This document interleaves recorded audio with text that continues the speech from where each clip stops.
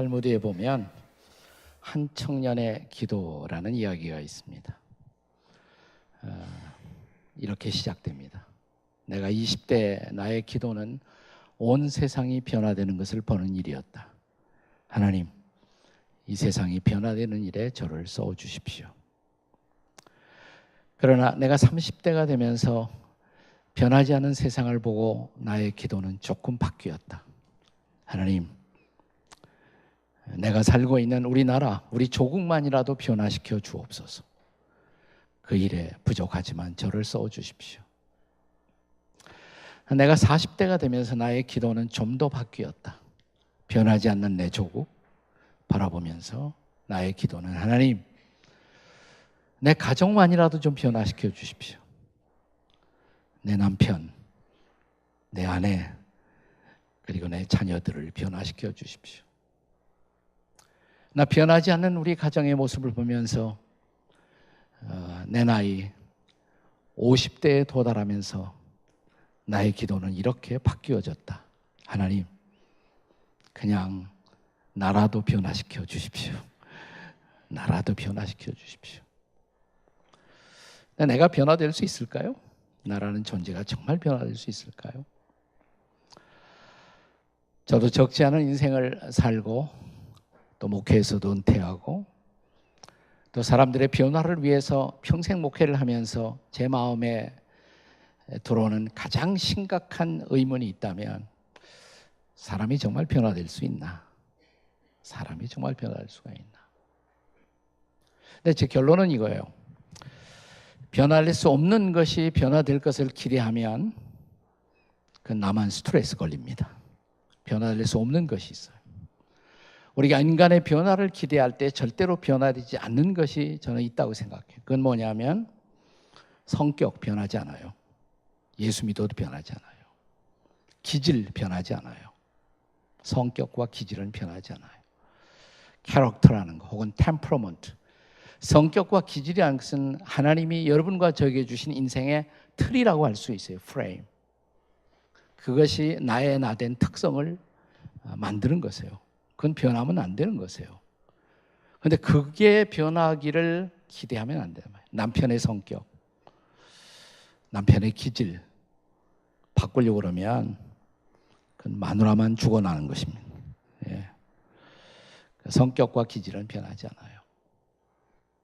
저는 우리의 삶이 변화될 수 있다고 믿어요. 삶이 변할 수가 있어요. 인격이 변화될 수가 있어요. 우리가 예수 믿고 정말 예수님 중심의 가치관이 내 안에 들어오면 그 가치관을 통해서 내 인생이 변해요. 그리고 내 인격이 변해요. 우리가 보통 인격을 말할 때 인격의 3요소 지정의를 말하잖아요. 지식, 감정, 의지. 우리가 가치관이 변화되면 내 안에 들어오는 것이 달라져요. 내가 주입시키는 지식이 달라져요. 말씀 보면 내가 세상에 보는 지식과 다른 말씀의 가치관이 내 안에 들어오잖아요. 그게 우리 지식을 바꿔요. 우리의 감성을 바꿔요. 그리고 우리의 판단을 바꿔요. 판단을. 인격적인 변화가 일어나는 거예요. 가장 중요한 그리고 본질적인 삶의 변화 혹은 존재의 변화, 이걸 가리켜서 예수님은 거듭남이다 이렇게 말씀하십니다. 거듭남, born again 이렇게 말씀하십니다. born again. 요즘 거듭난다는 단어는 세상에서도 많이 쓰여져요. 제가 한국에서 어떤 도시에 천안인가 한번 집회하러 가다 보니까 크게 간판을 써 붙여놨는데 거듭난 도시 천안 뭐 이렇게 썼더라고요. 네. 최근에 어떤 자동차 선전을 하면서 새로 태어난 자동차 이렇게 선전하고 있더라고요. 새로 태어난다, 거듭난다. 세상에서도 요즘 많이 그 단어를 쓰고 있습니다. 한국의 정치가 하도 개판이니까 신문에 사설에 한국 정치 거듭나야 한다. 이런 사설도 우리가 대하게 되었습니다. 그런데 거듭난다는 단어의 오리지널을 아십니까? 오리지널. 오리지널 뜻 아시죠? 오리지널. 오리도 지랄을 해야 날 수가 있다. 그게 오리지널이에요. 오리지널. 이 거듭난다는 단어의 오리지널, 그게 요한복음 3장이에요. 요한복음 3장에 예수님이 처음으로 거듭난다는 단어를 쓰셨어요. 그러니까 거듭난다는 그 의미, 그 단어의 오리지널을 우리는 요한복음 3장에서 만날 수가 있습니다. 여기 우리가 누가 거듭나야 되는지, 누가 왜 거듭나야 되는지, 무엇이 거듭나는 것인지, 어떻게 거듭날 수 있는지, 누가 who 거듭나야 하는가, 왜 why 우리가 거듭나야 하는가, 도대체 거듭난다는 것이 무엇인지 what, 어떻게 거듭날 수가 있는지 how. 이 거듭남에 관련된 가장 중요한 질문과 해답을 우리는 요한복음 3장에서 접할 수가 있습니다. 우리가 진지하게 요한복음 3장을 묵상하면 요한복음 3장 우리가 잘 알아요. 3장을 잘 아는 이유는 요한복음 3장 16절이 거기 있기 때문에 우리가 잘 알죠. 나 정말 요한복음 3장의 본문을 텍스트를 제대로 묵상하면 저는 사람이 정말 거듭난다고 믿어요. 거듭난다고. 나에게 가장 근본적인 변화가 온다고 믿어요. 내 존재가 변하고 내 운명이 변할 수가 있어요. 얼마나 중요한 장입니까? 얼마나 중요합니까? 자, 그러면 첫 번째 질문, 누가 거듭나야 하는가? 누가 거듭나야 하는가? 누가? 우린 거듭난다 그러면 얼른 생각하기를 저 밤거리의 조폭, 깡패는 거듭나야 하고 밤의 여인들, 창녀는 거듭나야 하고 인생을 마음대로 살고 있는 방탕한 사람들은 분명히 거듭나야 하지만 평생을 날 교회 안에 있었던 나, 교회 안에서 신실하게 소위 믿음 생활, 신앙 생활을 이용해온 나와 거듭남이라는 단어가 무슨 관련이 있겠어요? 근데 오늘 본문 요한복음 3장에는 예수님과 예수님의 대화의 파트너인 니고데모, 이 두 사람의 대화가 쭉 기록되고 있습니다. 그리고 예수님은 예수님의 대화의 파트너인 니고데모라는 사람을 향해서 너는 거듭나야 해, 이렇게 말씀하고 있어요. 자, 예수님이 지금 거듭나야 한다라고 촉구하고 있는 니고데모라는 사람은 어떤 사람이었을까요? 자, 요한복음 3장 1절을 한번 같이 읽어보겠습니다. 3장 1절을 한번 다시 한번 읽어보겠어요. 다 같이 성경 가져오신 분은 3장 1절 시작. 그런데 바리새인 중에 니고데모라는 사람이 있으니 유대인의 지도자라 그랬습니다. 우선 그런 바리새인이라고, 바리새인. 지금은 바리새인 그러면 바리새인이라는 단어가 거의 위선자와 동의어처럼 쓰여지지만 예수님 당시에 나는 바리새인입니다 그러면 어깨에 힘주고 다녔어요. 그들은 모세의 율법인 토라를 보관도 하고 해석도 하고 가르치던 사람이었어요. 바리새인. 그는 유태인이라고 했습니다. 유대인. 유대인은 잘 아시는 것처럼 나는 하나님이 선택한 백성이다라는 선민의식을 갖고 사는 사람이에요. 나는 하나님의 백성이라는 자부심을 가진 사람. 근데 이 사람 보고 예수님이 너 거듭나야 해, 이렇게 말씀하신 거거든요. 나는 하나님의 선택한 백성이라는 선민의 프라이드를 갖고 있는 사람에게 당신 거듭나야 한다고. 유대인의 지도자라고 그랬어요. 지도자. 옛날 번역에는 유대인의 관원이라 그랬죠. 관원. 예수님 당시에는 산헤드린이라는 70명으로 구성된 한 나라의 국회와 비슷한 조직이 있었어요. 그 중에 한 사람이에요. 사회 지도자예요. 소셜 리더고 폴리티컬 리더예요. 정치 지도자예요. 많은 사람들이 존경을 받았을 것입니다. 그런데 이런 사람 보고 예수님은 당신 거듭나야 한다고 말씀하신 거거든요. 자, 요한복음 3장을 계속 읽어 내려가다 보면 예수님이 니고데모를 향해서 이렇게 말씀하시는 장면이 나옵니다. 10절입니다. 자, 오늘 본문의 텍스트의 10절을 한번 같이 읽겠습니다. 3장 10절 자, 성경 가져오신 분은 같이 읽습니다. 시작. 예수께서 그에게 대답하여 이르시되 너는 이스라엘의 선생으로서 이러한 것을 알지 못하느냐? 자, 예수님이 이 사람 보고 너는 이스라엘의 뭐라고 그랬어요? 선생. 네, 선생. 본래 이 말은 랍비라는 말입니다. 선생이라는 단어가 랍비. 우리 개신교회는 목사님이 계시고 한 영적 지도자로서 목사님이 계시고 가톨릭 교회 가면 신부님이 계시고 유대교회 가면 랍비가 있어요. 랍비. 그러니까 종교 지도자예요. 종교 지도자. 그런데 이 종교 지도자로서 종교적인 티칭을 하는 가르치는 사람에게 예수님이 하신 말씀이 뭐냐면 당신 거듭나야 한다고. 이렇게 되면 거듭난다는 단어는 어쩌면 나하고도 관련이 있을 줄 모르겠네요. 저 깡패만, 조폭만, 밤의 여인들만 거듭나야 하는 것이 아니라 여러분과 저에게도 관련이 있는 그런 단어일지 모르겠네요. 저도 이민 목회를 했어요. 저 워싱턴에서, 미국의 워싱턴 근교에서 10년 이상 저도 이민 목회를 한 경험이 있습니다. 그래서 이민 사회를 저도 조금 이해를 해요. 그래서 우리 교회에서도 제일 이민 생활이 어려운 것이 영어 배우고 영어 적응하는 것이니까 한글 학교도 열심히 했고요. 여기 오니까 오늘 제가 목회했던 교회하고 비슷해요. 안에 이 스타일도 비슷하고 성가대도 이렇게 뒤에 있었고 옛날 생각이 많이 났습니다. 아주 비슷한 그런 분위기였어요. 네. 한글 학교도 하고 한글 학교 영어도 가르치고 영어는 주로 이제 제일 우리 할아버지 할머니, 요즘 할아버지 할머니는 다 영어 잘 하시지만 옛날에 처음 이민 와서 우리 자식들 때문에 따라오신 부모님들 영어가 쉽지 않잖아요. 네, 젊어서 배워도 쉽지 않은데 그 나이에 오셔서 영어 배운다는 것이 결코 쉽지 않잖아요. 그래도 하여튼 영어 한글 학교도 했고 영어 학교도 또 했어요. 근데 저희 교회 나오시던 분 가운데 두 분이 한 번은 이런 대화를 나눴대요. 부부가 밤낮 배우기만 뭐라나 실제로는 안 되는데 그래서 이 두 내외분이 당신하고 나 우리끼리라도 한번 해보자고, 우리끼리라도 밤낮 한국어만 쓰지 말고 한번 영어 해보자고. 할아버지가 밖에 나왔다가 이제 집에 오시면서 아파트의 문을 두들겼어요. 할아버지인 줄 알았어요. 네.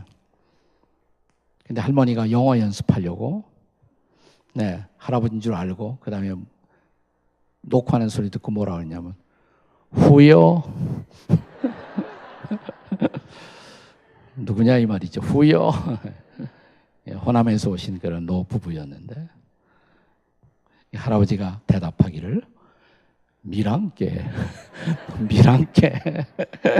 미랑께 나는 오늘 첫 번째 굉장히 중요한 질문을 던지고 있어요. 누가 거듭나야 하는가? 누가 거듭나야 하는가? 정답이 뭐겠어요? 대답을 주고 물어보는 거예요 지금. 누가 거듭나야 할까요? 그냥 하지 말고 다 같이 가슴을 치면서 미랑께 가슴 칠 줄 몰라요? 누가 거듭나야 합니까? 다 같이? 예, 그렇죠. 두 번째 중요한 질문. 왜 거듭나야 돼요? Why? 왜 거듭나야 하는가? 오늘 본문의 텍스트를 읽어 내려가면 이 짤막한 텍스트에 예수님이 거듭나야 한다는 것을 자꾸 반복해요. 반복하십니다. 자, 3장 3절입니다. 같이 읽겠습니다. 3장 3절 함께 같이 읽습니다. 3장 3절 시작. 예수께서 대답하여 이르시되 진실로 진실로 내게 이르노니 사람이 거듭나지 아니하면 하나님 나라를 볼 수가 없느니라. 여기 3절에 사람이 거듭나지 아니하면 거듭나야 한다. 영어로는 You must be born again. 사람은 반드시 거듭나야 한다. 거듭나도 좋고 안 나도 좋은 게 아니라 You must. 강조되었어요. 그 단어가. 거듭나야 한다. 사람은 거듭나야 한다. 3절에 나왔죠? 5절. 자, 5절 같이 읽겠습니다. 5절 또 본문의 5절입니다. 시작. 예수께서 대답하시되 진실로 진실로 내게 이르노니 사람이 물과 성령으로 나지 아니하면 하나님 나라에 들어갈 수 없느니라.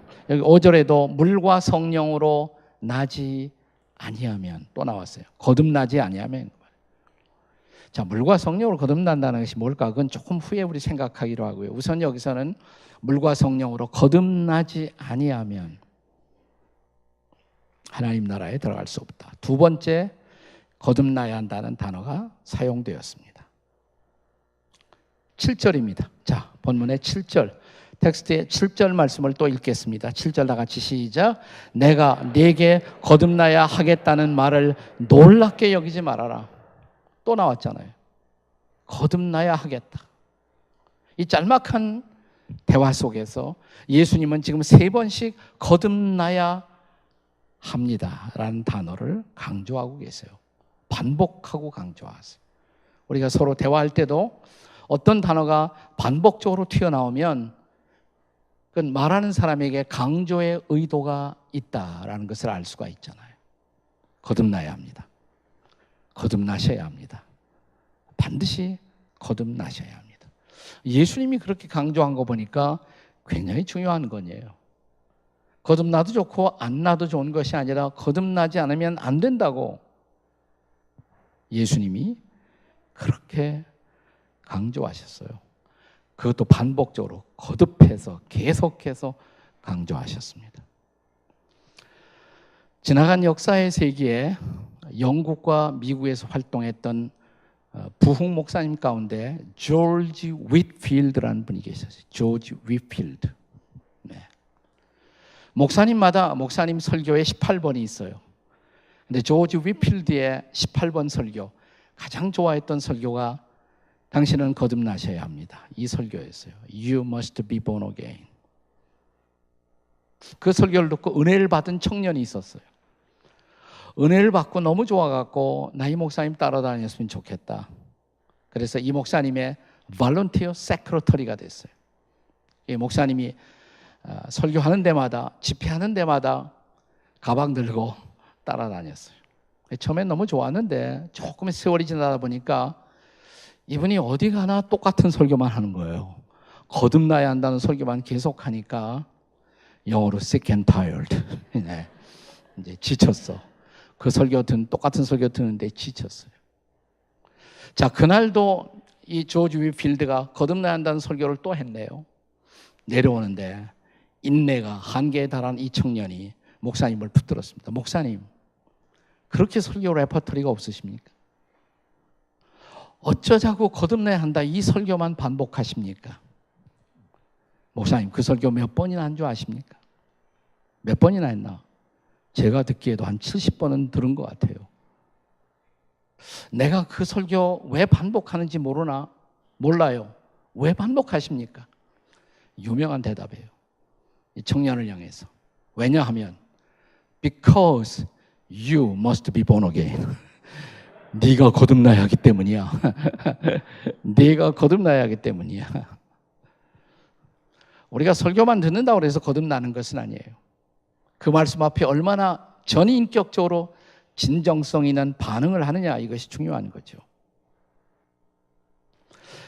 자, 본문을 계속 읽어보시면요, 거듭나야 한다는 것을 예수님이 강조하면서 거듭나야 한다는 명제를 하나님의 나라와 이렇게 연관시킵니다. 하나님의 나라와. 보실까요? 자, 5절 한 번 더 읽겠습니다. 본문의 5절을 한 번 더 같이 읽겠습니다. 5절 다 같이 시작. 예수께서 대답하시되 진실로 진실로 내게 이르노니 사람이 물과 성령으로 나지 아니하면 하나님 나라에 들어갈 수 없느니라 그랬어요. 거듭나지 않으면 하나님 나라에 들어갈 수 없다. 근데 들어갈 수 없을 뿐만 아니라 3절에 보시면 3절 또 읽습니다. 3절 다 같이 시작. 예수께서 대답하여 이르시되 진실로 진실로 내게 이르노니 사람이 거듭나지 아니하면 하나님 나라를 볼 수 없느니라. 아까는 하나님 나라 들어가지도 못하고 이번에는 하나님 나라를 뭐예요? 구경도 못한다고. 저는 제일 불쌍한 사람이 있다면 평생 교회 생활하고 또 교회에서 열심히 봉사까지 하고 내가 나름대로 신앙생활 하느라고 굉장히 애를 썼는데 마지막에 나는 하나님 나라에 들어가지 못한다? 하나님 나라를 구경도 못한다? 얼마나 불행한 사람이에요. 그죠? 얼마나 불행한 사람. 성경에서 하나님의 나라라는 단어를 좀 더 진지하게 연구해 보면 완성된 하나님의 나라가 있어요. 완성된 하나님의 나라. 그게 보통 말하는 천국이에요. 그런가 하면 성경은 지금 여기서 경험할 수 있는 하나님의 나라도 가르쳐요. 지금 여기서 경험할 수 있는 하나님의 나라. 하나님의 나라는 개념의 핵심은 하나님의 통치입니다. 하나님의 다스림이에요. 하나님이 나를 다스려줘. 하나님이 다스리는 곳에 하나님의 나라가 있는 거죠. 대한민국의 주권은 카나다에 미치지 못해요. 여기는 대한민국이 아니에요.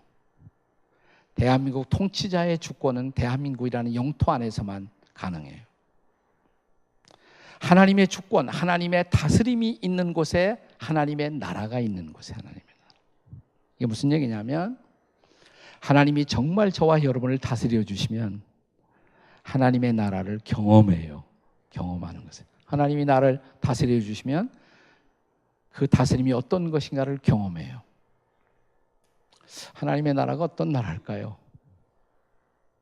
로마서 14장에 보시면 바울이 하나님의 나라를 가르치면서 이런 말씀을 하십니다. 한번 따라서 읽어보세요. 하나님의 나라는 먹는 것과 마시는 것이 아니요 오직 성령 안에서 의와 평강과 희락이라. 세 가지 단어를 특별히 강조했어요. 뭐예요? 의, 평강, 희락. 하나님의 나라는 먹는 것과 마시는 것이 아니에요. 이 말이 하나님의 나라에 가면 먹는 것과 마시는 것이 없다는 얘기는 아니에요. 나는 하나님 나라 가도 먹는 거 마시는 거 틀림없이 있다고 믿어요. 그러나 그건 하나님 나라의 본질이 아니고 하나님 나라의 본질은 오직 성령 안에서 그 다음에 세 가지 의, 평강, 희락. 하나님의 나라는 의의 나라. 왜? 하나님 나라를 통치하는 그분이 의로우신 하나님. 의로우신 하나님이기 때문에 그분이 통치하는 곳에 의가 있어요. 의가. 우리가 살고 있는 세상에는 의가 별로 없잖아요. 불의함, 불공평 이런 걸로 꽉 차 있어요. 그래서 우리는 날마다 이 세상에 살면서 의에 목말라 해요. 그런데 하나님이 나를 통치하면, 하나님이 나를 다스리면 나는 진정한 의를 경험해요. 그때 난 여기서 하나님의 나라를 경험하는 거예요. 하나님의 나라는 평강의 나라, 평화의 나라. 이 세상은 끊임없이 평화를 말하지만 평화가 없는 세상이잖아요. 그죠? 평화를 말하지만 평화가 없는 세상이에요. 그런데 하나님의 나라는 평화의 나라라고. 왜냐하면 하나님이 평강의 하나님, 평화의 하나님이니까. 그 하나님이 아들을 이 세상에 태어나게 하시면서 하나님의 아들이 태어나던 그날 천사들은 노래했잖아요. 지극히 높은 곳에서는 네? 하나님께 영광이고 땅에서는 기뻐하심을 입은 사람들 중에 평화라고. 우리가 보통 크리스마스 카드에 하늘의 영광, 땅의 평화 그러지만 예수님이 오셨다고 해서 그냥 평화가 온 것은 아니에요. 땅에 평화가 있습니까? 정말? 진짜 평화. 그런데 그걸 구절 그대로 잘 읽어보시면 그냥 땅의 평화라고 그러는 것이 아니라 땅에서는 기뻐하심을 입은 사람들 중에 평화예요. 네. 그분을 영접하면, 예수님을 받아들이면, 예수님의 다스림이, 예수님의 통치가 내 마음속에 있으면 내가 한 번도 경험하지 못한 평화를 경험해요. 그때 나는 하나님의 나라를 여기서도 경험하는 거예요. 바울 사도가 저 로마의 감옥에 갇혀 있으면서도 자유를 잃어버린 죄수의 몸으로 감옥 바깥에 살고 있는 빌립보의 교인들에게 편지를 쓰면서 이렇게 말합니다. 여러분 기뻐하세요. 정말 기뻐하세요. 아니, 감옥 바깥에 있는 분이 감옥 안에 있는 분에게 제발 기뻐하십시오. 그러면 이해가 되는데 감옥 안에 있는 분이 감옥 바깥에 있는 사람을 기뻐하라고. 제발 기뻐하라고. 감옥이 빼앗아갈 수 없었던 기쁨, 감옥이 빼앗아갈 수 없었던 평화. 그게 바울 안에 있었던 거예요. 바울 안에.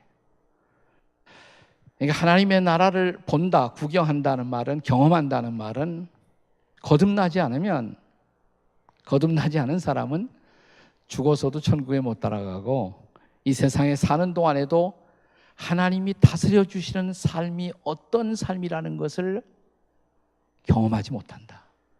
진짜 의, 진정한 기쁨, 진정한 평화, 그걸 모르고 산다. 모르고 산다. 그러니까 거듭나야겠죠. 그죠? 그래서 거듭나야 돼요. 자, 왜 거듭나야 돼요? 예수님이 강조하셨어요. 왜 거듭나야 돼요? 거듭나지 않으면 하나님 나라와 상관이 없어요. 왜 거듭나야 돼요? 자, 오늘 본문은 요한복음 3장 1절부터 15절까지가 본문입니다. 15절 다음에는 몇 절이 있을까요? 저는 절대로 어려운 질문하지 않아요. 제가 이민 생활의 어려움을 아는 사람이에요. 근데 어려운 질문에서 여러분의 그 무거운 머리를 더 무겁게 할 의도가 전혀 없습니다. 그래서 당연하고 쉬운 질문만 하겠습니다. 15절 다음에는 몇 절이에요? 네, 16절이죠. 16절 여러분 너무 잘 알잖아요. 근데 저는 이 16절이 요한복음 3장 1절부터 15절까지의 내용의 결론이 16절이라고 생각해요. 결론이. 그러니까 요한복음 3장 1절부터 15절의 본문에 대한 텍스트에 대한 결론이 16절. 그러니까 띄워놓고 우리는 밤낮 16절만 생각했단 말이에요. 네, 전체를 생각해 보세요, 오늘. 자, 이제 요한복음 3장 16절. 자, 외워보시고요. 이것도 못 외우신다면 할 수 없이 보고 읽으시기 바랍니다. 시작. 하나님이 세상을 이처럼 사랑하사 독생자를 주셨으니 이는 저를 믿는 자마다 멸망치 않고 영생을 얻게 하려 하십니다. 자, 하나님이 세상을 이처럼 사랑하사 독생자를 주셨으니 이는 저를 믿는 자마다. 자, 거듭났다는 단어를 다른 단어로 바꾸면 무슨 단어가 될까? 믿는 거예요. 네. 그러니까 정말 믿는 사람은 거듭난 사람이에요, 사실. 내가 믿지 못한다면 거듭나지 못한 거예요.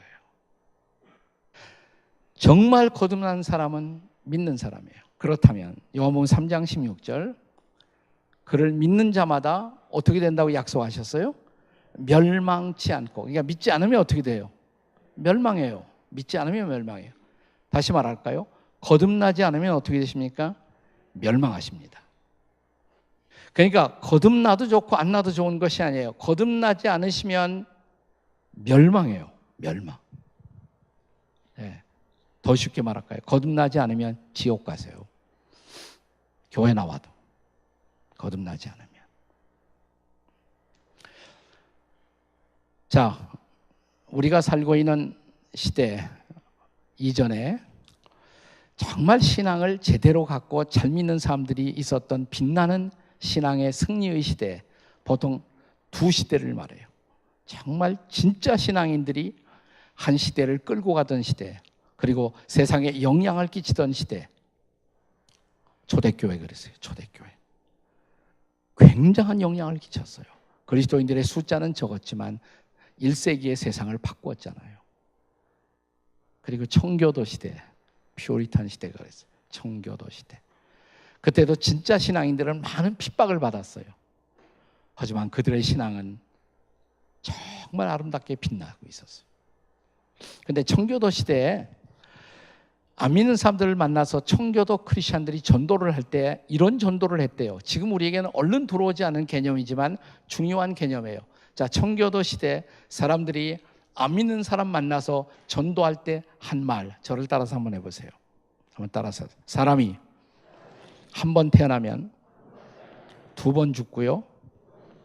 두 번 태어나시면 한 번만 죽습니다. 다시 한번. 사람이 한 번 태어나면 두 번 죽고요. 두 번 태어나시면 한 번만 죽습니다. 자, 옆에 사람 보고 한번 해보세요. 시작. 옆에 사람 보고. 청교도식 전도. 시작. 사람이 한 번 태어나. 옆에 사람 보고 하셔야지. 네.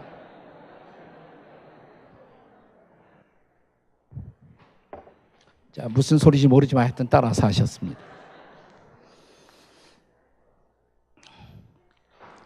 여러분, 성경은 두 번째 죽음을 가르치고 있다는 거 아세요? 두 번째 죽음. 우리말 번역에는 둘째 사망 이렇게 되어 있어요. 둘째 사망, 두 번째 죽음. 그리고 성경은 우리가 정말 두려워해야 할 것은 보통 말하는 죽음이 아니라고, 죽음 다음에 오는 죽음이 있다고, 그게 둘째 사망이라고. 그 표현이 제일 많이 나오는 것이 요한계시록이에요. 찾아보세요. 요한계시록. 어디 있죠, 성경에? 잘 아시죠? 맨 끝에. 자, 그것도 맨 끝으로 한번 가보세요, 그러면. 자, 요한계시록. 맨 끝으로 한번 가보세요.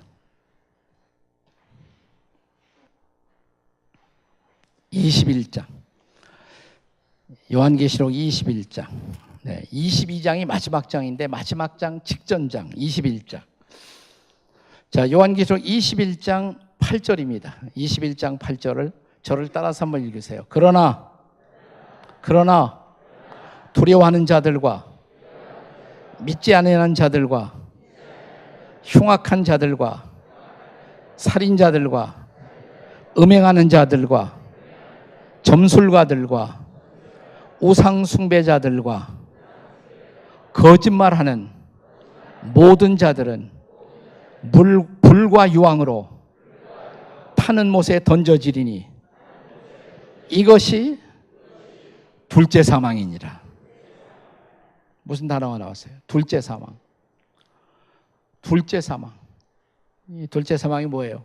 여기 보면 둘째 사망을 피할 수가 없는 사람들, 불의함, 믿지 아니함, 흉악, 점술, 음행, 거짓말, 우상숭배, 온갖 죄를 범한 모든 사람들이 죄를 범하고 죄 문제를 해결하지 못한 사람들. 복음은 죄 문제를 해결할 수 있다는 거예요. 우리는 예수 믿고 죄 문제를 해결했어요. 죄를 사함받았어요. 용서받았어요. 근데 죄를 짓고 죄 문제를 해결하지 못한 모든 사람들이 불과 유황으로 타는 못에 던질 것이니, 쉽게 말할까요? 지옥 간다 이 말이죠. 이것이 둘째 사망이다 그래요. 둘째 사망. 죽음 다음에 오는 죽음, 사망 다음에 오는 사망, 둘째 사망. 이 둘째 사망을 피할 수가 없다 이 말이에요. 그 둘째 사망이 영원한 멸망이에요. 그것이 멸망이에요. 그런데 요한복음 3장 16절은 참으로 믿는 자는, 진짜 믿는 자는 뭐라고 그랬어요? 멸망하지 않는다 그랬어요. 그리고 영생을 얻는다 그랬습니다. 멸망치 않고 영생을 얻게 하려 하심이라 그랬습니다. 왜 거듭나야 합니까? 거듭나지 않으면 멸망하시기 때문에 그래요. 거듭나야겠죠. 자, 그러면 세 번째 질문. 자, 누가 거듭나야 하는가? 왜 거듭나야 하는가? 이제 세 번째, 무엇이 거듭나는 것입니까? 무엇이? 거듭나는 게 도대체 뭘까요? 자, 우리가 방황하지 않도록, 날도 더운데 그냥 정답을 제가 말씀드릴게요. 이제 무엇이 거듭나는 것인가? 예. 따라서 하세요. 성령의 역사에 의한 인간의 새로운 창조. 저는 그게 거듭남의 성경적 정의, 또 본문에서의 적어도 예수님의 정의예요. 성령의 역사에 의한 새로운 창조, 새로운 창조.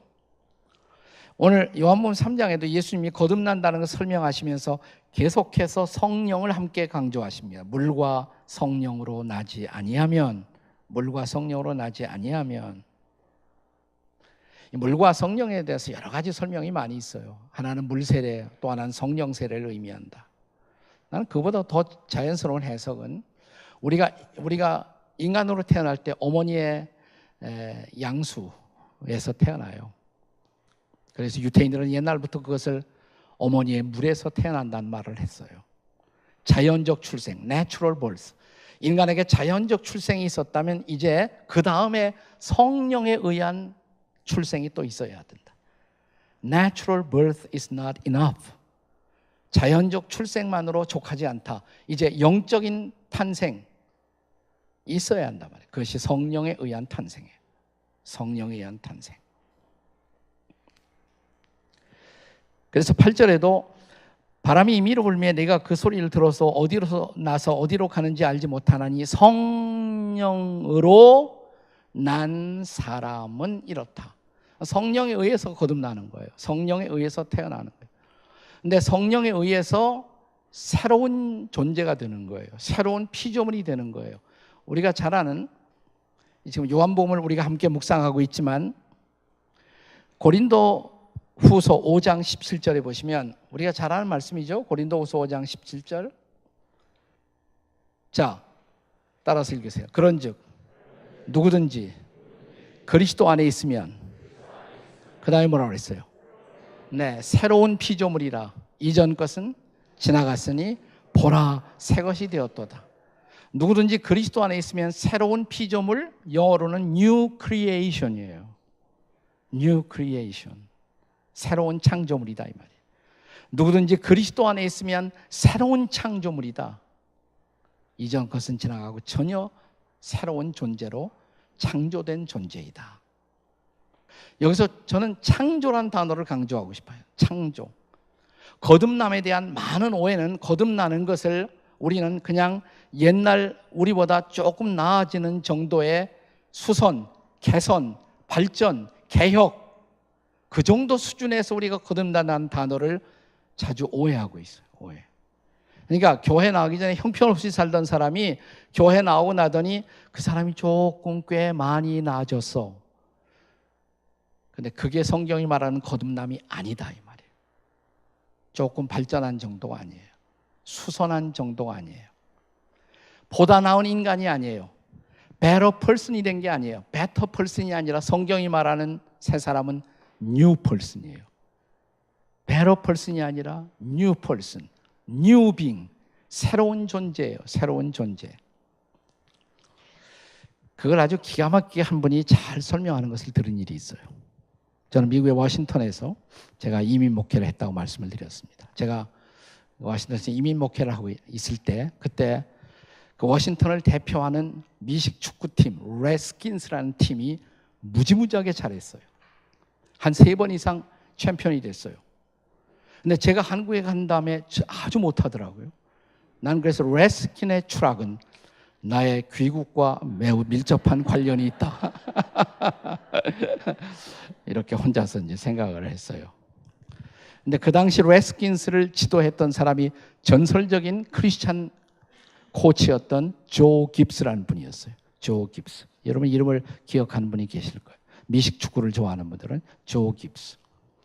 너무너무 좋아해갖고 워싱턴에 있는 우리 교포들은 특별히 좋아해갖고 이번에 또 교회 나가는 집사님이니까 조 깁스만 나오면 조 집사님 나왔다고 얼마나 좋아했는지 몰라. 이 교회도 조씨 하나 저 뒤에 있는데 조 깁스만 나오면 그렇게 좋아했어. 그래서요 하도 좋아해서 제가 한번 우리 교회에 초청을 했어요. 그래서 우리 교회 와서 간증을 했어요. 조 깁스가 테스티모니를 했어요. 자기 신앙 간증을 했어요. 그래서 자기가 어떻게 거듭났는지, 내가 어떻게 거듭났는지를 그분이 간증했어요. 난 그 간증이 너무 재밌어서 잊을 수가 없어요. 근데 자기 거듭난 이야기를 하면서 이런 얘기를 했어요. 자기 친구 얘기를 해. 자기 친구가 집에서 개를 기르고 있었대요. 개를. 회사 갔다 오면 항상 그 개가 꼬리를 치면서 이렇게 환영을 하고 마중 나오고 그랬는데 어느 날 그 친구가 회사 끝나고 어둑할 무렵 집에 오는데 자기 개가 마중 나오지 않는 거예요. 가만히 있는 거예요. 어딨지 오늘은? 가만히 보니까 집 앞에 있긴 있어요. 근데 뭘 이렇게 먹고 있더래요. 아, 뭘 먹나 도대체. 가까이 가서 보니까 하얀 동물을 막 이렇게 막 먹고 있는 것 같아요. 쪼고 있는. 너무 놀래갖고 보니까 토끼 같은 거예요. 뺏었어요. 딱 뺏고 나서 무슨 생각이 드냐면 그 옆에 집, 자기 옆에 집에서 토끼를 애완용으로 펫으로 기르는데 옆에 집 토끼 아니야? 아, 이 생각이 스치자마자 너무 당황한 거예요. 사람이 당황하면 자기도 예측 못한 이상한 행동이 그런 abnormal behavior가 딱 나올 수가 있단 말이에요. 너무 당황을 해갖고 토끼를 딱 들고 자기 집 안으로 튀어들어갔대요. 싱크대 위에다 놓고 막 물을 틀어서 비누를 갖고 토끼를 막 씻어줬대요. 그러면서 이게 죽었나? 아직도 살았나? 죽었나? 비누칠한 다음에 옆에 보니까 또 향수가 있어요. 향수까지 뿌리고 그다음에 토끼를 안고 집 뒤편으로 나왔어요. 뭐 여기도 그렇지만 뭐 이웃집 뭐 담 있는 것도 아니고 미국은. 그러니까 이렇게 잔디밭으로 옆에 집에 딱 가보니까 토끼장이 있어. 보니까 토끼가 없어. 아이 맞아. 이 집 토끼로구나. 제자리에 원위치를 시켰어요. 토끼를. 그리고 이제 집에 들어와서 뭐 적당히 자고 그 이튿날 출근했단 말이죠. 궁금하잖아요. 근데 그 토끼에 대해서 옆에 집 이웃 사람이 어떤 반응을 보일까. 조금 일찍 또 퇴근했어요. 그 다음날 조금 일찍 퇴근해서 집에 와갖고 이웃집 토끼장이 있는 데를 왔다 갔다 하는 거예요. 범죄 수사학의 중요한 원리. 범인은 반드시 현장에 돌아온다. 그래서 왔다 갔다 하는 거예요. 왔다 갔다 하니까 이웃집 사람이 나오더래요. 시침 딱 대요. Hi, how are you doing? 그러니까 고개를 흔들고요. 시침 딱 대고 What happened? What's wrong with you? 그러니까 시침 딱 대더니 얘기를 하더래요.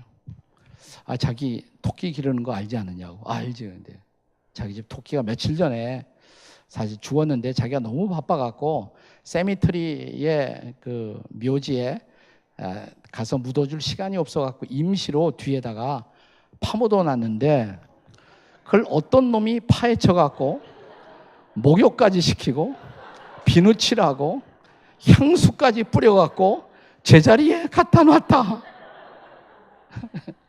그러더래요. 왜 조 깁스가 그 얘기를 하냐면 많은 사람들이 교회 나오는 사람들이 거듭난다는 것을 오해한다. 거듭난다는 것을 죽은 존재, 죽어있는 존재에다가 비누칠하고 향수 뿌리면 살아나느냐 이 말이야. 그걸로. 죽은 토끼를 살리려면 새 생명이 들어와야 돼. 그 안에. 새 생명이 들어와야지 비누칠하고 향수 뿌린다고 해서 죽은 토끼가 사는 것이 아니란 말이죠. 예수님 없이 그리스도를 떠나서 살고 있는 존재에 관해서 성경은 어떻게 가르칩니까? 에베소 2장 1절에 보시면 이런 말씀이 나와요. 허물과 죄로 죽었던 너희를 그랬어요. 죽었던. 가끔 교회에서 기도하는 대표 기도하시는 분들이 이렇게 기도하는 분들이 많아요. 죽을 수밖에 없는 우리를. 나는 그 기도 잘못된 기도라고 생각해요. 성경은 죽을 수밖에 없는 존재라고 말하지 않아요. 이미 죽었어요. Already dead. 이미 죽었어요. 허물과 죄 때문에 죽었다. 그럼 죽었다는 뜻이 뭐냐? 성경에서 죽었다는 단어는 히라보 원문에서도 그렇고요. 죽었다는 단어는 언제나 분리되어 있다는 뜻이에요. Separated, separation. 우리 생명의 근원은 하나님이에요. 근데 하나님에게서 내가 분리되어 있다. Separated from God. 하나님으로부터 분리된 것. 그래서 하나님을 의식하지 못하고 하나님과 소통하지 못하고 인생을 살아요. 영적으로 죽은 사람이에요. 그것이. 허물과 죄로 죽었다 이 말이에요. 죽었어요 이미. 하나님과 나 사이에 관계가 없어요. 그게 영적으로 죽은 사람이에요. 그런데 여기 복음이 있어요. 하나님과 나 사이에 끊어진 관계. 이 끊어진 관계 그 사이에 오셨어요. 누군가가. 누가 오셨어요 그분이? 예수님. 하나님은 한 분이시요 하나님과 사람 사이에 중보자도 한 분이시니 그 사람이신 그리스도 예수라. 하나님과 나의 관계가 왜 끊어졌어요? 죄 때문에.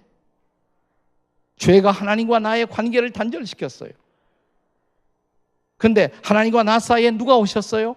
하나님의 아들이신 예수님이 중보자로 오셨어요. 그가 나의 죄, 우리의 죄를 짊어지고 내가 받아야 할 심판, 내가 받아야 할 하나님의 형벌을, 저주를 대신 받으시고 십자가에서 피를 흘리셨어요. 믿으십니까 여러분? 그렇게 나를 대신해서 십자가에 죽으시고 장사한 지 사흘 만에 부활하신 예수 그리스도를 나의 구세주와 주님으로 영접하는 순간 성경은 놀라운 약속을 하고 있습니다. 로마서 6장에 보시면 이런 말씀이 있잖아요. 우리가 잘 아는 말씀이에요. 죄의 삭은 사망이요. 네, 죄의 삭은 사망이요. 근데 그 다음에 우리말 성경은 그 단어를 뺐지만 중요한 단어인데 죄의 삭은 사망이요. 그러나 하나님의 은사는, 하나님의 선물은, The gift of God, 하나님의 선물은 그리스도 예수 우리 주 안에 있는 영생이니라. 죄의 싹은 사망이지만 죄가 죽음을 가져왔어요. 하나님과 나 사이의 관계를 단절시켰어요. 죄 때문에 육체적으로도 죽어야 하지만 그건 육체적 죽음이지만 죄 때문에 하나님과 나 사이의 관계가 단절되었어요. 그것이 영적 죽음이에요. 그러나 하나님의 선물은, 하나님의 은사는 그리스도 예수 안에 있는 영원한 생명, 예수님을 나의 구세주와 주님으로 영접하는 순간 예수 안에 있는 영원한 생명 혹은 새로운 생명, 이터널 라이프 혹은 뉴 라이프, 하나님만이 가지고 있었던 그 영원하고도 새로운 생명이 내 안에 선물로 주어지는 것을 믿으십니까? 그 새 생명이 주어지는 순간 하나님은 나를 보시고 여러분을 보시고 우리를 보시면서 선언하시기를 You are born again. 너는 새로운 피조물이야. 이제 누구든지 그리스도 안에 있으면 새로운 창조물이라. 새로운 생명을 가졌어요. 새로운 생명. 물론 그 생명을 가졌다고 해서 내가 성자가 되는 것은 아니에요. 한순간에 새 생명을 가졌을 뿐이에요. 우리 집에 우리 부모를 통해서 태어나는 우리 아이들 새 생명을 갖고 인간으로 태어나요. 분명히 인간이에요. 그렇지만 아직 변도 가리지 못하고 배설도 제대로 처리하지 못하고 커야 돼. 이제 성장해야 돼. 성숙해야 돼. 성숙해야 돼. 그러나 그렇지 못하고 해서 우리 집 아이가 인간이 아니란 말입니까? 육체적 생명을 가진 인간이에요. 자라나면 이 모든 것을 극복해요. 그러니까 성숙해야 돼. 새 생명을 가졌지만 그 새 생명을 가지고 자라나야 돼요. 내일 밤의 주제는 성숙이에요. 성숙. 어떻게 우리가 성숙할 수가 있는가? 그 생명을 갖고 그리스도 안에서 우리가 어떻게 정말 성숙할 수가 있는가라는 중요한 문제를 다룰 거예요. 그러나 오늘 중요한 것은 그 그리스도를 여러분 마음속에 분명히 구주와 주님으로 영접하셨습니까? 이게 분명해야 돼요. 그랬다면 그리스도 안에 있던 새로운 생명이 선물로 주어진단 말이에요.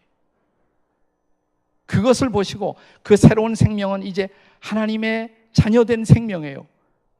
하나님 자신의 생명이에요. 하나님을 드러내는, 하나님을 표현하는 생명이에요. 거기에는 새로운 삶의 놀라운 가능성, 나는 이제 새로운 가치관과 새로운 인생관을 가지고 하나님의 기뻐하시는 바를 따라 살아갈 수 있는 놀라운 새로운 삶이 시작된 거예요. 거듭남의 정의는 뭐냐? 무엇인가? 성령의 사역. 그건 내가 하는 일이 아니에요. 내가 한 일은 십자가에서 나를 위해 죽으시고 부활하신 예수 그리스도를 나의 구세주와 주님으로 고백하고 그를 내 마음속에 받아들인 것밖에 없어요. 그런데 성령이 내 안에서 새로운 생명을 주시고 그 생명을 가꾸기 시작해요. 그것이 바로 거듭남이에요. 성령의 사역에 의한 나라는 인간의 새로운 창조, New Creation. 자, 그렇다면 마지막 중요한 질문입니다. 이제 어떻게 거듭날 수가 있어요? 사실 대답이 다 나왔어요. 대답은 다 나왔지만 본문을 통해서 구체적으로 어떻게 거듭날 수가 있는가라는 중요한 질문을 한 번 더 다루겠습니다. 자, 예수님의 대답, 오늘 요한복음 3장을 통한 니고데모도 처음에 거듭난다니까 당황을 해서 내가 이렇게 성인인데 어머니 뱃속에 들어갔다가 다시 나오란 말입니까? 이런 유치한 질문을 반문을 했죠. 예수님이 이 사람이 종교 지도자임에도 불구하고 거듭난다는 것을 이해하지 못했어. 저도 평생 40년 이상 담임 목회만 하고 은퇴를 했습니다마는 제 경험은 그래요. 교회 안에 와 있는 사람들 가운데도 오랜 교회 생활을 한 가운데서도 제가 보기에 거듭나지 않은 분들이 너무 많은 거예요. 나는 그게 한국 교회의 가장 커다란 문제라고 생각해요. 그런 사람을 뭐라고 그러냐? 명목상의 교인들, nominal Christian, name only Christian, 이름만 그리스도인들. 진짜 거듭나지 못한, 정말 예수를 믿지 못하는 사람, 예수를 믿지 않고 있는 사람들이 너무 많은 거예요. 재직 중에도. 난 지금도 잊을 수 없는 것이 한국 교회가 정말 진심으로 존경하고 사랑했던 고 한경진 목사님 은퇴하시고 남한산성에 계실 때 내 사랑하는 친구 온누리 하용조 목사하고 둘이 같이 한경지 목사님을 찾아뵈었던 적이 있어요. 여러 가지 얘기를 하다가 마지막에 나오기 전에 목사님, 저희에게 꼭 들려주고 싶은 얘기가 있다면 말씀해 주세요. 뭐가 제일 중요할까요? 이렇게 쳐다보더니 난 그 말을 잊을 수가 없어요. 거저 예수 잘 믿읍시다. 난 그 말을 잊을 수가 없어요. 거저 예수 잘 믿읍시다.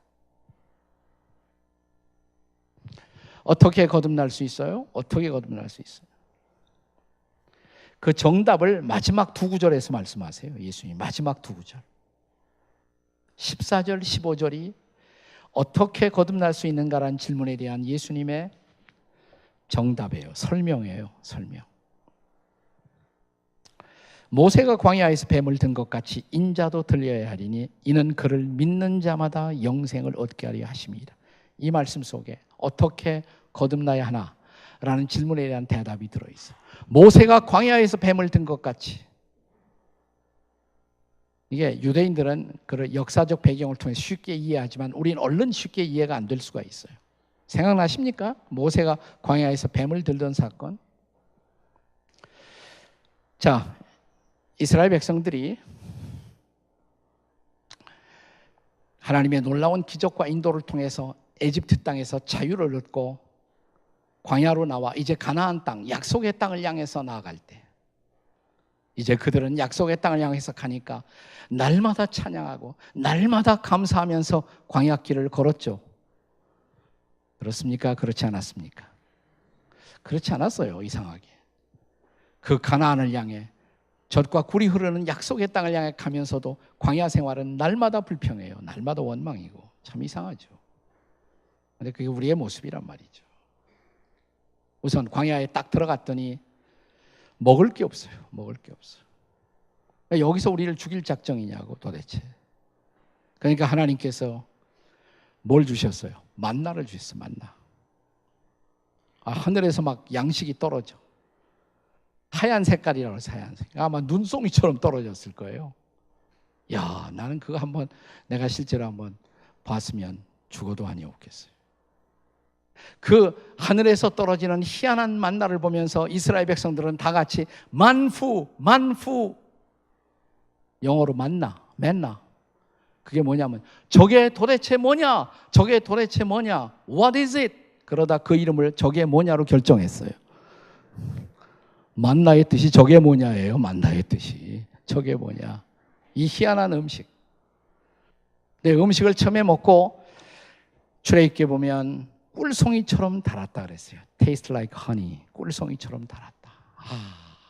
너무 좋은 거예요. 근데 문제는 메뉴가 바뀌지 않는다는 것입니다.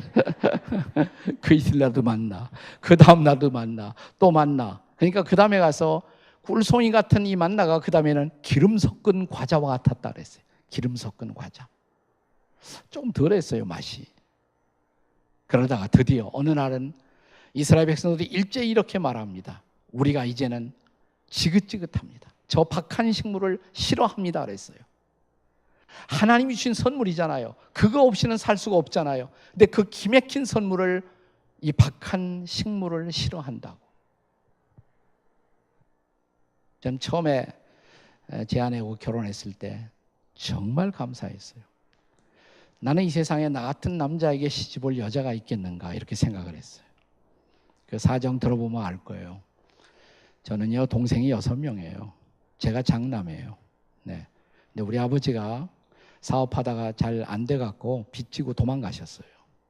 그러니까 우리 집에 있는 건 빚밖에 없어. 동생은 6명, 제가 장남.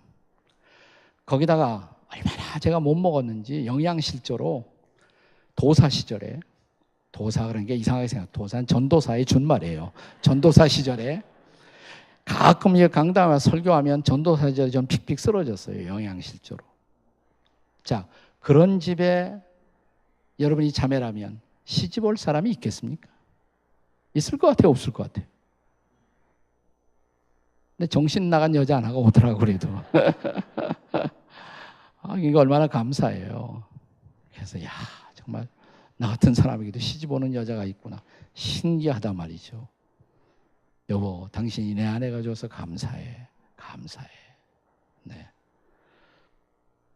정말 밤새도록 감사하다고 그랬어요. 첫날 밤에. 예.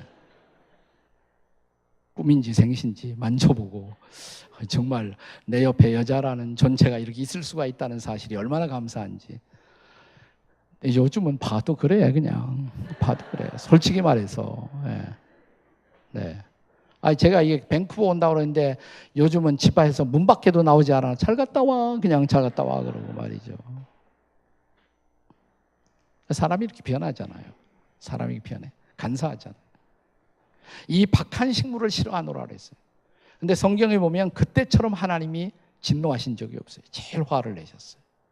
그리고 뭐냐면 불뱀을 보냈어. 불뱀. 막 물기 시작한 거예요. 여기저기서 죽어가요. 백약이 무효예요. 백약이 무효예요.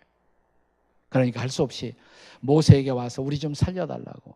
하나님, 이 백성이 또 살려달래요. 어떻게 해요? 하나님 살려주셔야지. 모세가 부르짖었더니 중보했더니 하나님이 모세에게 말씀하시기 그래, 그러면 내가 한 번 더 기회를 주마. 저 작대기 있잖아. 그 작대기 끝에 놋뱀을 매달아라. 그리고 내 백성들 가운데 다니면서 외쳐라. 이 작대기 끝에 놋뱀을 쳐다보는 사람마다 살리라. 이상하죠? 지금 뱀에 물려 죽어가던 사람들에게 작대기 끝에 또 놋뱀을 매달래요. 이상한 하나님의 처방이 아닙니까? 자, 그래서 모세가 이제 그 지팽이를 작대기 끝에 놋뱀을 매달고 다니면서 여러분, 여호와 하나님이 말씀하셨습니다. 뱀에 물린 모든 사람들, 희망이 없는 사람들, 이 하나님의 처방, 이 작대기 끝에 있는 놋뱀을 쳐다보십시오. 사람들이 어떻게 반응했겠어요? 내가 그 좋은 약 다 먹고 그 좋은 병원에 가서 다 치료하고 한방 양방 다 갔는데 안 되는데 무슨 작대기 끝에 뱀이야? 나는 뱀 소리만 들어도 지긋지긋한데. 그런 미신이 어디 있어? 말도 안 되는 소리잖아. 그런데요, 잘 들으세요. 저는 구도자의 가장 중요한 마음이 이 마음이라고 생각해요. 한 사람이 모든 거 다 해봐도 안 됐잖아. 그게 하나님의 구원의 처방이라면 한번 하나님이 말씀하신 그대로 해보지 하고 믿음으로 모세가 들고 있는 작대기 끝에 놋뱀을 쳐다보는 그 순간 어떻게 됐을까요? 그 순간 어떻게 되는지 성경에 기록하지 않았어요. 난 잘 몰라요, 어떻게 되는지. 중요한 것은 이 사람이 나았다는 거예요.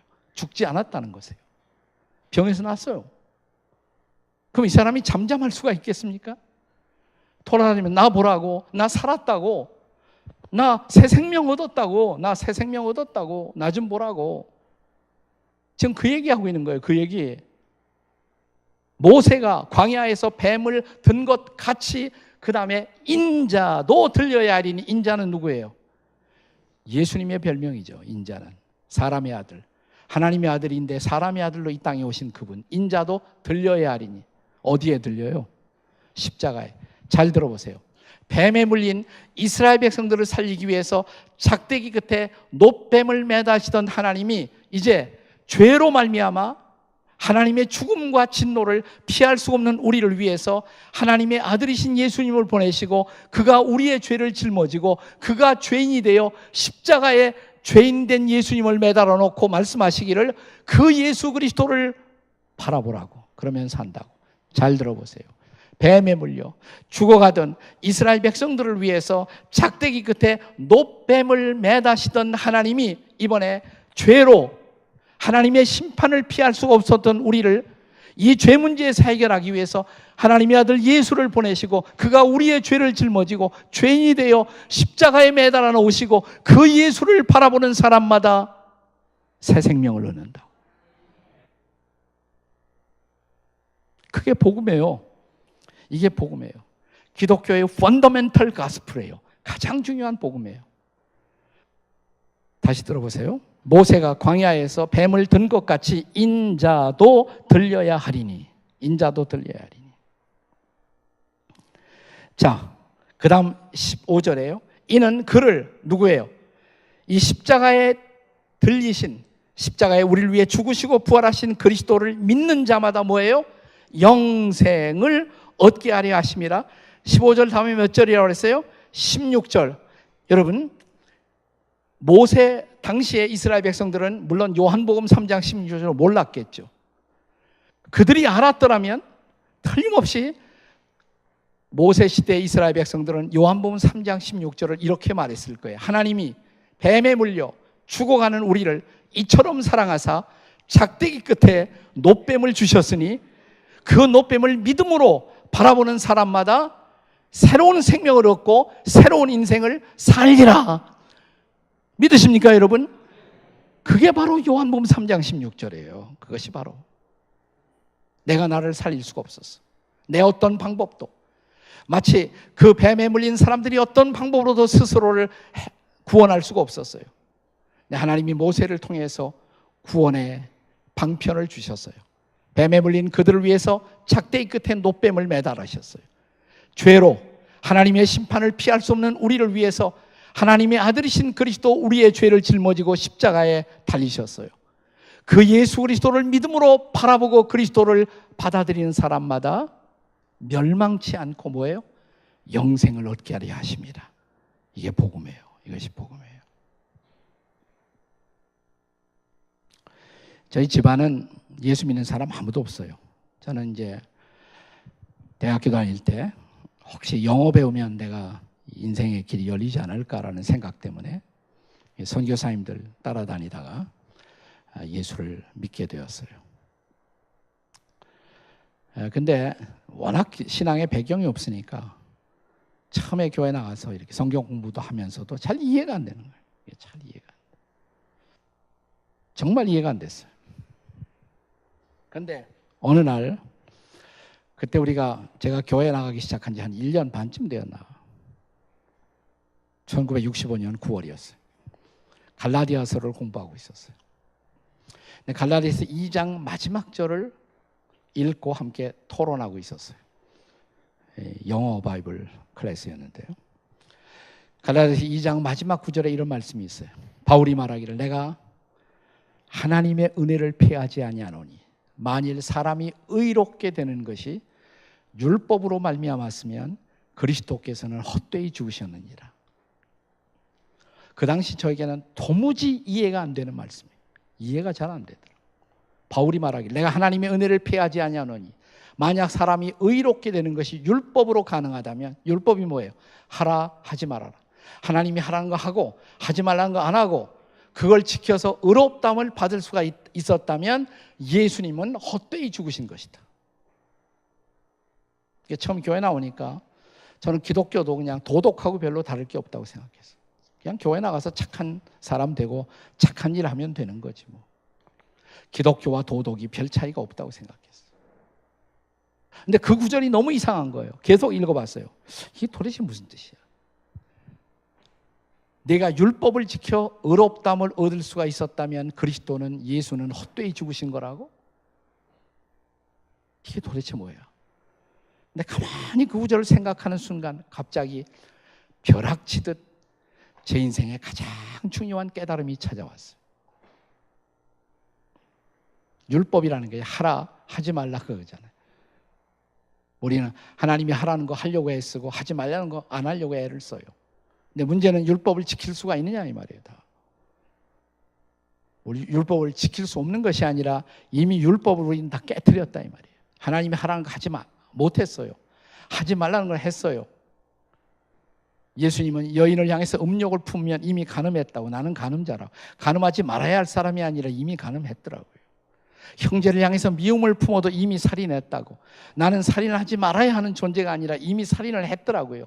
나는 율법을 깨트렸고 율법의 저주 아래에 있고 내 어떤 노력으로도 하나님 앞에 의롭다함을 얻을 수가 없었던 거예요.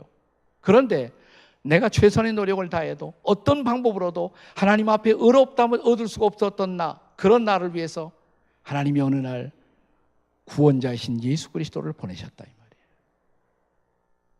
그가 나의 죄를 짊어지고 내가 받아야 할 심판과 저주를 대신 다 받으시고 죄값을 지불하시고 그를 믿으면 우리가 죄 사함을 받고 새로운 생명을 얻는다고 갑자기 구절을 보다가 내가 나를 구원할 수 없기 때문에, 내가 스스로의 노력으로 어렵다면 얻을 수가 없기 때문에, 그래서 하나님이 예수 보내시고, 예수가 그래서 십자가에 못 박히시고 나의 죄를 짊어지고 대신 보혈을 흘리시고 부활하시고, 아, 예수님이 나의 의로구나.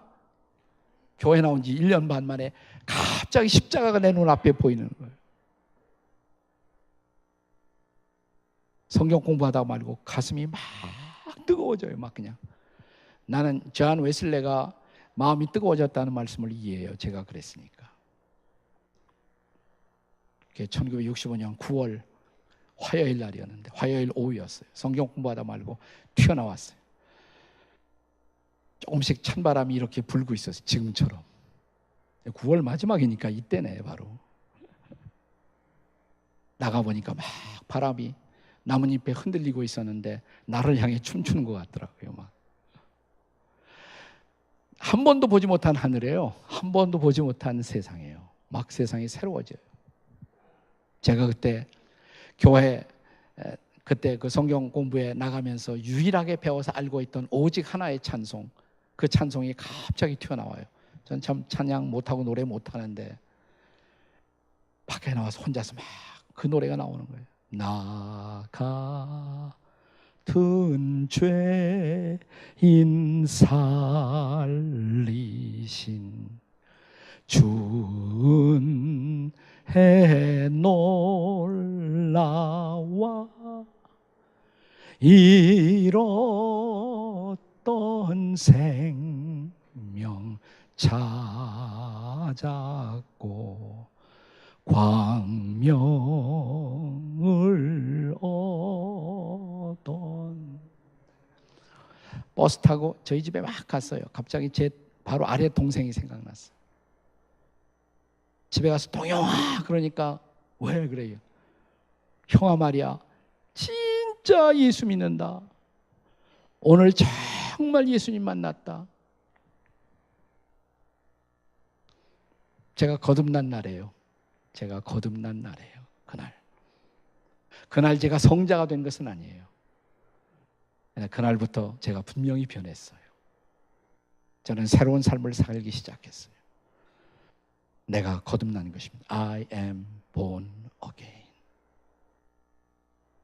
What about you? 여러분은 어때요? 거듭났어요? 교회만 나오는 사람 아니에요? 그냥 교회만 나오는 거예요? 진짜 예수님 믿어요? 진짜 예수님 만났어요? 진짜 여러분 거듭나셨어요? 기도하시겠어요? 같이 머리 숙여 기도하시겠어요?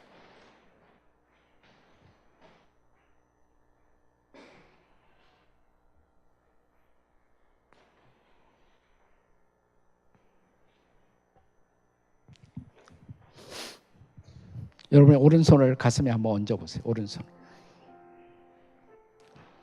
나는 여러분들이 정말 거듭났는지 안 나는지 여러분 자신만이 하나님 앞에서 대답할 수 있어요.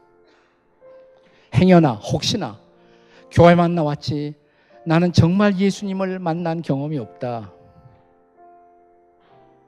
예수님 당신만이 나의 구주요 정말 주님이십니다. 정말 이런 고백을 한 적이 없다.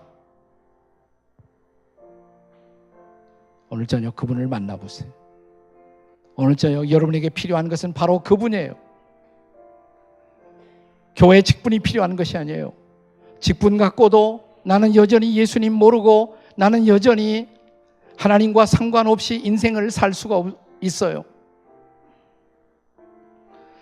오른손을 가슴에 얹은 채로 혹시 제가 기도할 때 이 기도가 여러분 마음속의 기도와 같다면 따라서 하세요. 이것은 어쩌면 명목상의 교인으로 교회만 나왔던 사람들, 정말 거듭남이 필요한 사람들을 위한 기도일 거예요. 이미 확신을 가진 사람들도 한번 확인하기 위해서, 그리고 이 기도가 필요한 사람들을 돕는 의미에서 따라서 해도 아무런 상관이 없습니다. 그냥 한번 따라서 이렇게 기도해 보세요. 하나님 아버지, 저는 죄인입니다. 저를 용서해 주십시오. 나를 위해 예수님 보내주신 것 감사합니다.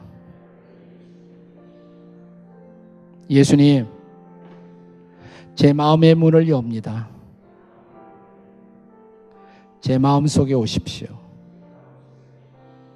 나의 구주, 나의 주님이 되어 주십시오. 십자가에 못 박히신 예수님, 나의 죄를 대신 짊어지신 예수님, 부활하신 예수님, 이제 예수님의 새로운 생명을 주시니 감사합니다. 예수님 모시고 살겠습니다. 저의 평생을 인도해 주십시오. 우리 반주하신 분이 나 같은 죄인 살리신 조용히 그걸 반주해 주실 때 여러분도 마음의 감사와 고백을 담아 나 주님 앞에 설 수 없었지만 날 구원하시고 나에게 은혜를 주신 그 놀라우신 은혜, Amazing Grace, 그 은혜를 생각하며 감사의 찬양을 함께 부르시겠습니다.